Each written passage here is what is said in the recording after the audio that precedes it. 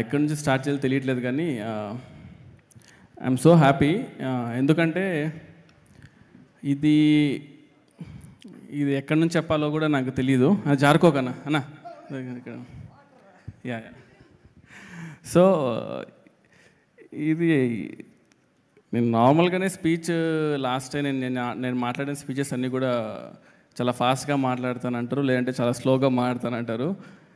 ఇప్పుడు జస్ట్ కొంచెం like base తీసుకొని మాట్లాడతాను, అందుకే కొంచెం సపోర్ట్ కోసం ఇది ఓకే కొంచెం అన్నం తీసుకొచ్చి పెట్టుకున్నా. సో ఇది జస్ట్ అంటే ఇది అందరినీ ఒకే టెక్నీషియన్స్ క్యాస్ట్ ఇవన్నీ పక్కన పెట్టేస్తే సినిమాలోకి వద్దాము అనేది ఒక ఉన్నింది. అంటే ఎక్కడ ఏ డిపార్ట్మెంట్ రావాలి ఏంటి ఐడియా లేదు, కానీ సినిమా అన్నీ పక్కన పెడితే కళ్యాణ్ గారు అనేది ఒక ఎమోషన్. అంటే అది అసలు కళ్యాణ్ గారితో సినిమా తీద్దాము లేదు అవన్నీ పక్కన పెట్టేస్తే ఇది